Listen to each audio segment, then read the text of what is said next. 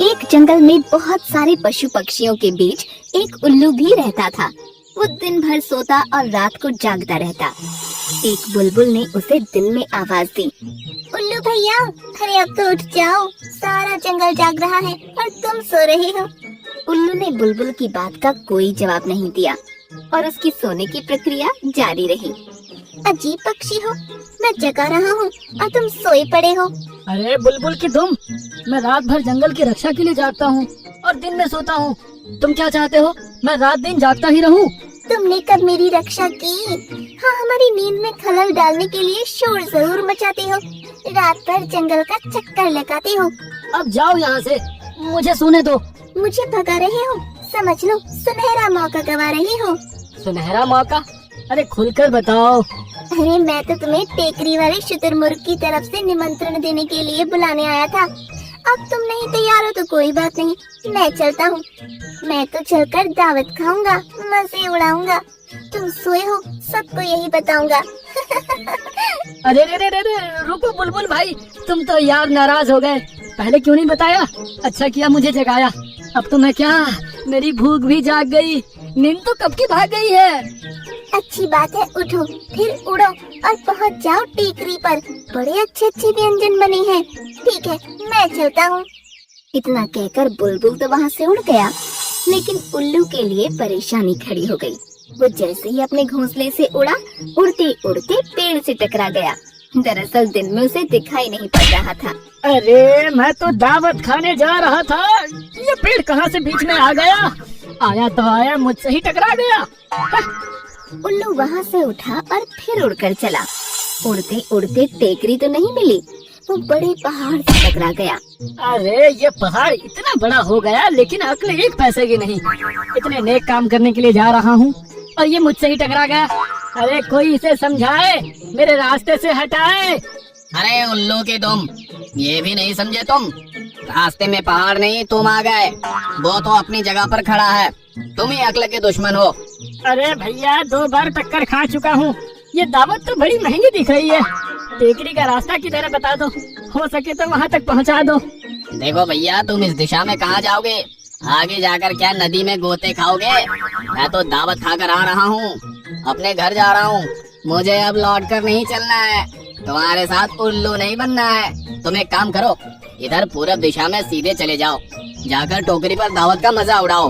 कौवे के कहने पर उल्लू पूरब की दिशा की ओर उड़ने लगा। वो बड़ी देर तक उड़ता रहा। नीचे उसे कुछ आवाज सुनाई पड़ी।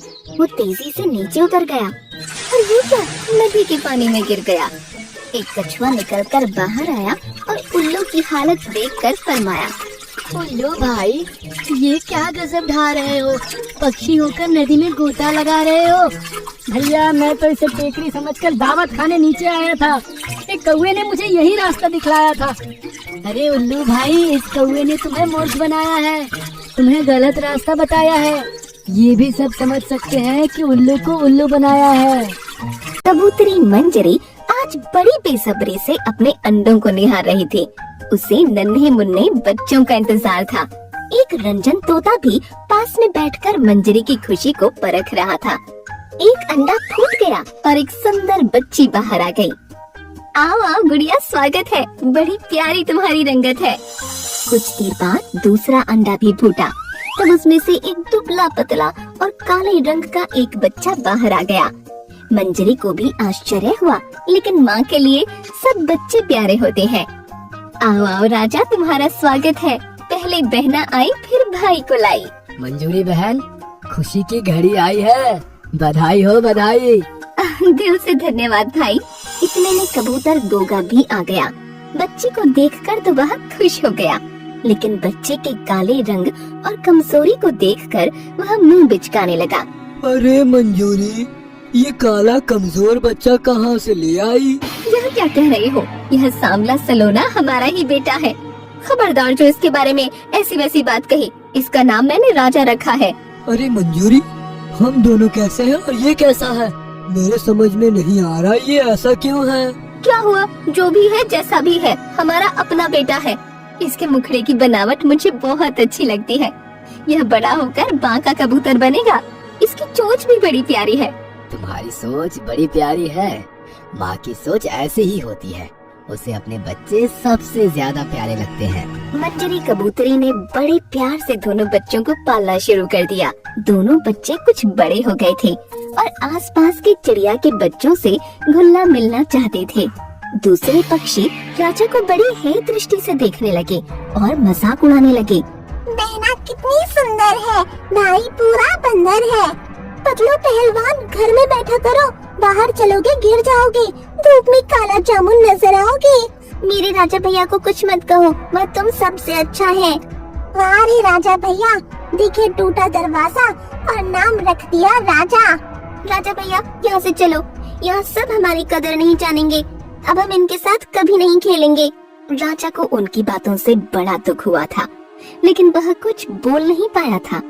वह अपनी बहन गुड़िया के साथ वहाँ से चल पड़ा।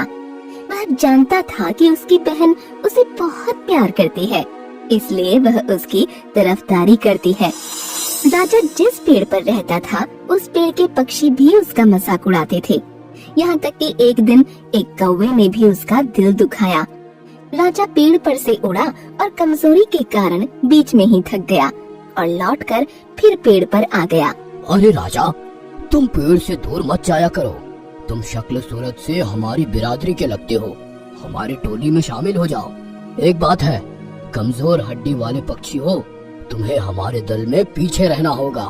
ज्यादा मेहनत का काम नहीं कर पाओगे, ठीक से उड़ भी नहीं पाओगे।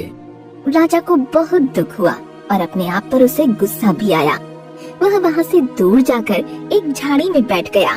वह अपने आप से बातें करने लगा। भगवान, मुझे इतना कमजोर और काला क्यों बनाया? कोई मुझे पसंद नहीं करता, मेरे साथ कोई खेलना नहीं चाहता। भगवान ने मुझे दुनिया में क्यों ही भेजा? मैं पैदा होते ही मर क्यों नहीं गया? जब बहुत देर तक राजा पेड़ पर नहीं लौटा, तब उसकी माँ कबूतरी मंजरी ने गोगा कबूतर को भी बताया और दोनों अलग अलग दिशा में अपने बेटे को ढूंढने के लिए चल पड़े। मंजरी मन ही मन सोच रही थी कि उसका बेटा तो आसपास के जंगल की दिशाएं भी नहीं जानता, वह न जाने कहाँ चला गया। उधर राजा उड़ते उड़ते जंगल में बहुत दूर चला गया। आज उसने कुछ ठीक से खाया भी नहीं था, फिर भी वह उड़ते हुए थक नहीं रहा था। वह एक पेड़ पर बैठ गया। उसी पेड़ पर कुछ मोर पक्षी भी बैठे थे। उन्हें देखकर वह डर गया। यह सभी मोर कितने सुंदर दिख रहे हैं, मुझे इनके बीच में नहीं जाना चाहिए। यह सभी मेरा मजाक उड़ाएंगे। मुझे बहुत भूख भी लगी है, प्यास भी लगी है। क्या मुझे घर लौटना चाहिए? मैं तो बहुत दूर आ चुका हूँ, रास्ता भटक चुका हूँ। हे भगवान, क्या करूँ मैं? एक मोर ने राजा को देख लिया और वह उसके पास आ गया। राजा छिपने लगा। बेटा, तुम्हारा नाम क्या है? मेरा नाम राजा है। मैं रास्ता भटक गया हूँ, मैं चला जाऊंगा, मेरा मजाक मत उड़ाइए। बेटा, तुम क्यों छुप रहे हो? सामने आओ। आप लोग मुझे मारेंगे तो नहीं? बेटा डरो नहीं, हम तुम्हें क्यों मारेंगे? आओ, तुम्हें बहुत भूख लगी होगी ना, लो खा लो। तुम किसी बात की चिंता मत करो। मोर काका की बातों ने राजा के अंदर खुशियाँ भर दी। उसका डर भाग चुका था। उसे खाना दिया गया और वह बड़े प्यार से खाने लगा। उसने अपने साथ हुई सारी घटनाओं के बारे में मोर काका को बताया। मोर काका ने वैद्यराज लाल तोता को बुलाया। लाल तोता ने राजा की पूरी जांच की। इस बच्चे को जन्म से ही एक बीमारी है, जिसके कारण इसका रंग काला हो गया। उसी बीमारी के कारण ये कमजोर भी है। इस बीमारी का कठिन इलाज है। आपके इलाज से ये ठीक तो हो जाएगा ना? कृपया करके इसका इलाज कर दीजिए। मैं अपनी पूरी कोशिश करूंगा, कई दिन तक इसका इलाज चलेगा। बच्चे चिंता मत करो, भगवान ने चाहा तो सब कुछ ठीक हो जाएगा। राजा मोरों के साथ उसी जंगल में रहने लगा और लाल तोता वैद्य द्वारा उसका इलाज चलने लगा। वह सबकी सेवा भी करता था। धीरे धीरे उसने सबके दिल में जगह बना ली। कुछ दिन तक उसका इलाज चलता रहा, लेकिन स्वास्थ्य में कोई फर्क नहीं आया। मोर काका, तोता काका, आप लोग मेरे बारे में बहुत परेशान हो चुके हैं कि काला रंग और कमजोरी मेरी तकदीर बन चुका है। अब तकदीर को बदलना मुश्किल है, मुझे मेरे हाल पर छोड़ दीजिए। बेटा निराश मत हो, लाल तोता इलाज जारी रखता है। जो भी जड़ी बूटी मंगवानी होती थी, मोर मंडली उसे हाजिर कर देती थी। एक दिन अचानक राजा ने नदी के पानी में अपना चेहरा देखा तो उसे यकीन नहीं हुआ। उसका रंग साफ हो गया था और चेहरे पर चमक आ गई थी। राजा बेटा, अब इलाज का फर्क दिखने लगा है। राजा, तुम्हारा चेहरा चमकने लगा है। धीरे धीरे राजा का स्वास्थ्य भी सुधरने लगा और उसका रंग भी निखरने लगा। देखते ही देखते वह एक सुंदर कबूतर बन गया। आप लोगों के प्यार और मेहरबानी ने मेरी जिंदगी बदल दी। तोता काका की दुआओं ने जादू कर दिया। मैं आप सबका बहुत आभारी हूँ। बेटा, नजर ना लगे, तुम दुनिया के सबसे सुंदर कबूतर बन गए हो। सबसे सुंदर और तंदुरुस्त हो गए हो। बेटा, अब तुम्हें एक मुकाबले के लिए तैयार होना है। 1 सप्ताह के बाद इसी जंगल के मध्य में सभी कबूतर और तोतों की उड़ान प्रतियोगिता होगी। जो काले पहाड़ की ऊंची चोटी को छूकर पहले लौट आएगा, वो विजेता होगा। वह दिन आ गया। कबूतर और तोता के बच्चे जिन्होंने कभी राजा का मजाक उड़ाया था, वह भी इस प्रतियोगिता में हिस्सा ले रहे थे। राजा के सुंदर व्यक्तित्व के कारण उसको कोई नहीं पहचान पा रहा था। प्रतियोगिता शुरू हो गई और राजा तीर की तरह आगे बढ़ने लगा। वह सबसे आगे उड़ रहा था। इतने में एक बाज कहीं से उड़ता हुआ आ गया और उसने राजा पर हमला कर दिया। राजा भी इससे लड़ गया। राजा की शक्ति के आगे बाज परास्त हो गया और भाग गया। इस बीच बहुत सारे पक्षी उड़ते हुए आगे निकल गए थे। राजा ने फिर से उड़ान भरी और देखते ही देखते वह काली पहाड़ी की चोटी पर पहुंचकर उसे स्पर्श करके लौटने लगा। अब भी उसके आगे कुछ पक्षी उड़ रहे थे। राजा ने अपना पैतरा बदला और देखते ही देखते सबसे आगे निकलकर विजेता बन गया। मोर काका ने उसका स्वागत किया। इसी बीच राजा ने अपने माँ और पिता को देख लिया। वह दौड़कर उनके पास पहुँच गया। माँ, बाबूजी, आप लोगों ने मुझे पहचाना नहीं? मैं आपका राजा हूँ। राजा की माँ और पिता की आंखों में खुशी के आंसू छनछना पड़े। मेरे बेटा राजा, मेरे पास आजा। माँ मंजरी ने बड़े ही प्यार और ममता के साथ अपने राजा बेटा को अपने पास ले लिया। पिता गोगा कबूतर का स्नेह उमड़ पड़ा था।